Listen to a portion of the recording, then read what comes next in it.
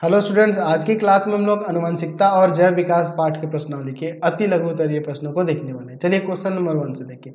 कोशिका में जीन कहाँ अवस्थित रहते हैं? तो उनके गुणसूत्रों में ना जी, कोशिका के गुणसूत्रों में अवस्थित रहता है ना जी, तो गुणसूत्रों में। क्वेश्चन नंबर 2 देखिए, विभिन्नता के दो मुख्य प्रकार कौन कौन से हैं? तो एक है जननिक और दूसरी कायिक विभिन्नता, है ना जी। एक है जननिक और दूसरी क्या ऐसी विभिन्नता है? कायिक विभिन्नता है। ठीक है, अगला क्वेश्चन देखते हैं 3 नंबर। पीढ़ी दर पीढ़ी वंशागत होकर संचित होने वाली विभिन्नता क्या कहलाती है? तो आनुवंशिक विभिन्नता होती है ना जी। चलिए तो यहाँ पर लिख सकते हैं आनुवंशिक विभिन्नताएं, आनुवंशिक विभिन्नता। अगला क्वेश्चन देखते हैं 4 नंबर। ऐसे आनुवंशिक गुण या लक्षण जो स्पष्ट रूप से दिखाई देते हैं क्या कहलाते हैं? तो उनको हम लोग लक्षण प्ररूप कहते हैं ना जी, लक्षण प्ररूप कहा जाता है, जो स्पष्ट रूप से दिखाई देते हैं। चलते अगले क्वेश्चन। चलिए अगला क्वेश्चन देखते हैं 5 नंबर। आनुवंशिकी का पिता कौन कहलाता है? तो Gregor John Mendel. Gregor John Mendel को आनुवंशिकी का पिता कहते हैं। अगला क्वेश्चन देखिए 6 नंबर। मेंडल ने अपने प्रयोग के लिए किस पौधे का चयन किया और उसका वैज्ञानिक नाम क्या है ये बताना। तो मटर के पौधे का चयन किया, मटर के पौधे, या साधारण लिख सकते हैं, साधारण मटर के पौधों का चयन किया। अच्छा, और इनका तथा वैज्ञानिक नाम की बात करेंगे। वैज्ञानिक नाम क्या होगा? वैज्ञानिक नाम जो होगा उसे हम लोग कहेंगे पाइसाम। मटर के पौधे का वैज्ञानिक नाम है पाइसाम सटाइवाम।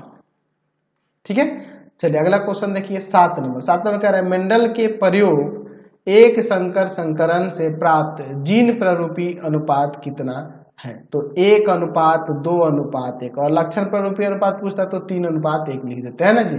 चलते हैं आगे क्वेश्चन नंबर 8 देखिए। मेंडल का प्रथम नियम क्या कहलाता है? तो देखिए मेंडल का प्रथम नियम एक क्या था जी? मेंडल का प्रथम नियम जो था वह कह सकते हैं उसको प्रथम पृथक्करण नियम भी कह सकते हैं।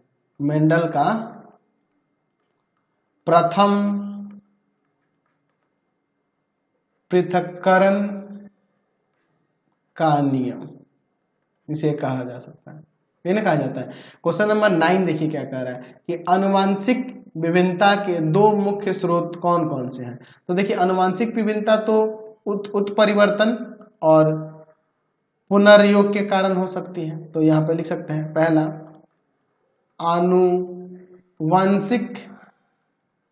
आनुवंशिक उत्परिवर्तन। अब ये क्या होता है इसके बारे में हम लोग चैप्टर में पढ़े हुए हैं। दूसरा हम लोग लिख सकते हैं आनुवंशिक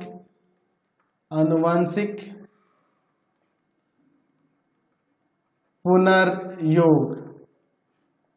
ठीक है, चलिए क्वेश्चन नंबर 10 देखिए क्या कह रहा है। किसी जाति विशेष के एक समिष्ट या आबादी में स्थित समस्त जीन क्या कहलाता है?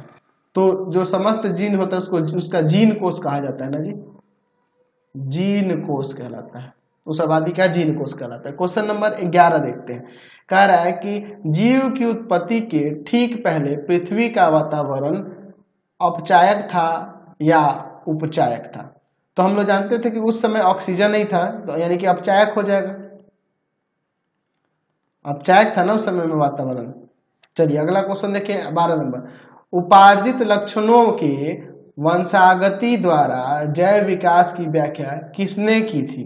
तो जो उपार्जित लक्षण के कारण, तो उपार्जित लक्षणों के बारे में देखे थे ना, लामार्क ने बताया था ना जी, लामार्क ने देखे थे ना, याद है आपको? चैप्टर में मैंने पढ़ाया था। उपार्जित लक्षणों से जैव विकास की व्याख्या लामार्क ने ही की थी। अगला क्वेश्चन देखिए 13 नंबर। प्राकृतिक चुनाव द्वारा प्राणियों के विकास का सिद्धांत किसने दिया था? तो इसके डार्विन ने दिया था, डार्विन का सिद्धांत है। अगला क्वेश्चन देखते हैं 14 नंबर। जीवाश्म की आयु निर्धारण की एक वैज्ञानिक विधि का नाम बताइए। तो जिसे हम लोग रेडियो काल निर्धारण कहते हैं, याद है आपको? रेडियो कार्बन काल निर्धारण, यही ना वैज्ञानिक विधि है, काल निर्धारण। इससे उसकी आयु का पता लगाया जा सकता है। चलिए क्वेश्चन नंबर 15 देखिए। जीवों का वह गुण जो उसे अपने जनको अथवा अपनी ही जाति के अन्य सदस्यों के उसी गुण के मूल स्वरूप से भिन्नता दर्शाता है, क्या कहलाता है? तो उसे हम लोग विभिन्नता न कहते हैं जी। परिभाषा में मैंने आपको बताया था ना चैप्टर में, उसे हम लोग विभिन्नता कहते हैं, क्योंकि उन्हीं में उसी के कारण उनमें विभिन्नताएं आती है जी, है ना। अंतर जो दिखता है वो क्या कहलाता है? विभिन्नता कहलाता है। क्वेश्चन नंबर 16 देखिए, जीवों के शरीर में होने वाली वैसी विभिन्नताएं जो एक पीढ़ी से दूसरी पीढ़ी में वंशागत नहीं होती है, क्या कहलाती है? तो जो एक पीढ़ी से दूसरी पीढ़ी में वंशागत नहीं होती उसको कायिक विभिन्नता कहते हैं, और जनिक विभिन्नता जो एक पीढ़ी से दूसरे पीढ़ी में वंशागत होती है। चलते अगला क्वेश्चन। क्वेश्चन नंबर 17 देखिए क्या कह रहा है कि मेंडल के आनुवंशिकी के प्रयोग में F1 पीढ़ी के उन पौधों को जिसमें जनक पौधे के दोनों विपरीत गुण मौजूद थे, क्या कहला? तो उसको हम लोग प्रथम संतति नाम दिया था ना मेंडल ने, प्रथम संतति F1 पीढ़ी, है ना जी, प्रथम संतति। चलिए अगला क्वेश्चन देखिए 18 नंबर क्या कह रहा है। 18 नंबर कह रहा है कि मेंडल के एक संकरण के प्रयोग के फलस्वरूप F2 पीढ़ी में उत्पन्न पौधे के लक्षण प्रारूपीय अनुपात क्या था? तो वो 3:1 था। और जीन प्रारूपीय अनुपात याद है आपको? 1:2:1। इसको नहीं पूछ रहा है, बस हम लोग यही लक्षण प्रारूपीय अनुपात लिखेंगे। 19 नंबर क्वेश्चन देखिए क्या कह रहा है कि मेंडल द्वारा मटर के पौधे पर किए गए आनुवंशिकी के प्रयोग में बौनापन किस प्रकार का गुण था, प्रभावी या अप्रभावी? तो ये अप्रभावी गुण था बौनापन, है ना, अप्रभावी, उसका कोई प्रभाव नहीं पड़ रहा था, है ना जी, याद है आपको? मैंने एक्सपेरिमेंट में आपको बताया था, अप्रभावी। चलिए अगला क्वेश्चन देखते हैं 20 नंबर। 20 नंबर में क्या रहा है कि मनुष्य में पाए जाने वाले 23 जोड़े क्रोमोसोम में से 22 जोड़े एक ही प्रकार के क्रोमोसोम यानी गुणसूत्र जो होते हैं वो क्या कहलाते हैं, पूछ रहा है। तो उसे ऑटोसोम कहते हैं, याद है आपको? मैंने चैप्टर में पढ़ाया था ऑटोसोम, ये 9th में भी आप पढ़े हुए हैं, ठीक है। चलिए क्वेश्चन नंबर 21 देखिए क्या कह रहा है। जीव विज्ञान की वह शाखा जिसमें जीवों की उत्पत्ति तथा उनके पूर्वजों का इतिहास तथा समय समय पर उनमें हुए क्रमिक परिवर्तन का अध्ययन किया जाता है, क्या कहलाता है? तो उसी को ना जैव विकास कहते हैं, जिसमें इन सब चीजों का अध्ययन किया जाता है जी, जैव विकास। जैव विकास किस तरह से हुआ जीव विकास, उनका पूर्वजों का इतिहास क्या है, वही सब ना देखा जाता है जैव विकास में। क्वेश्चन नंबर 22 देखते हैं क्या कह रहा है कि प्राकृतिक चुनाव द्वारा जीवों का विकास जैव विकास द्वारा यह व्याख्या क्या कहलाता है? तो देखिए प्राकृतिक चुनाव द्वारा जीवों का विकास किस तरह से हुआ है, उसके लिए उसको पुनर्योग ना कहेंगे, आनुवंशिक पुनर्योग, आनुवंशिक पुनर्योग में आ जाएगा पुनर्योग। चलिए अगला क्वेश्चन देखते हैं, क्वेश्चन नंबर 23 देखते हैं। 23 नंबर में क्या आ रहा है कि जीवों के वैसे अंग जो संरचना और उत्पत्ति की दृष्टि से एक समान होते हैं परंतु वे अलग अलग कार्यों को संपादित करते हैं, क्या कहलाते हैं? समजात अंग कहते हैं, समजात अंग।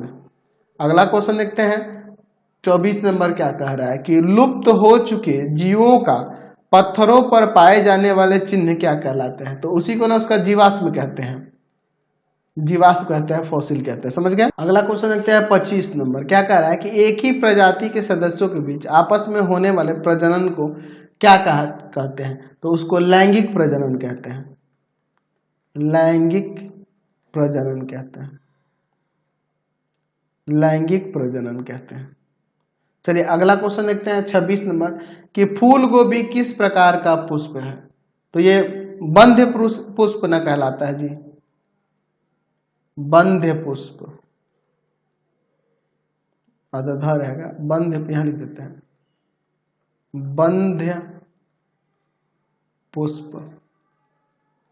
चलिए अगला क्वेश्चन नंबर 27 देखिए कि मानव का उद्भव स्थान मूल रूप से अफ्रीका है या एशिया? तो अफ्रीका है,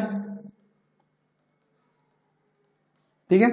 चलिए क्वेश्चन नंबर 28 देखते हैं। 28 नंबर कह रहा है कि उद्भव, और क्या कह रहा है कि उद्भव की दृष्टिकोण से मानव का सबसे करीबी संबंधी कौन है? तो सबसे करीबी संबंधी जो है वो आपका कौन था जी उद्भव की दृष्टि से? तो चिंपैंजी हो जाएगा, है ना जी। तो इसका आंसर लिख देंगे यहाँ पे चिंपैंजी, चिंपैंजी।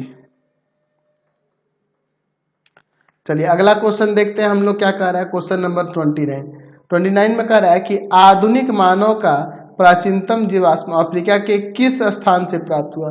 तो एपिथोपिया नामक स्थान, याद है ना, एथियोपिया, एथियोपिया, एथियोपिया ही ना था जी, अफ्रीका के एथियोपिया नामक स्थान से। चलिए अगला क्वेश्चन देखते हैं 30 नंबर। डीएनए अनुक्रम के तुलनात्मक अध्ययन द्वारा किसी जीव की पूर्वजों की खोज क्या कहलाती है? तो उसकी आणविक जाति वृत्त कहलाती है, आणविक जाति वृत्त कहलाती है, आणविक जाति वृत्त कहलाती है। सॉरी ती में इधर से होगा, इसको आणविक जाति में गलत लिख दिया मैंने, जाति वृत्त ऐसे होता है, ठीक है, आणविक जाति वृत्त। तो यही आपके क्वेश्चन थे, ये अति लघुतर ये मैंने सारे बता दिए आपको। हमारे 3 चैनलों को सब्सक्राइब कर लेना होगा। पहला है path finder classes Chhapra, path finder classes Chhapra. दूसरा आपके पास भारती भवन रविकांत सर, भारती भवन रविकांत सर। और तीसरा चैनल है Ravikant sir RD Sharma solution. तो तीनों चैनल को सब्सक्राइब कर लेंगे। इससे रिलेटेड वीडियो के लिए सीधे डिस्क्रिप्शन में जाएंगे, इससे रिलेटेड नोट्स के लिए गूगल पे जाकर सर्च करेंगे www.ravikantsir.in और यहाँ जाकर आप सभी क्लासेस के नोट्स उनके पीडीएफ को डाउनलोड कर सकते हैं, पढ़ सकते हैं। इंस्टाग्राम और फेसबुक पे जाके पाथफाइंडर क्लासेस छपरा को लाइक एंड फॉलो करना नहीं भूलेंगे। Thanks for watching the video. Comment करके जरूर बताया करें कि हमारे चैनल्स की वीडियोज आप सभी को कैसे लगती है।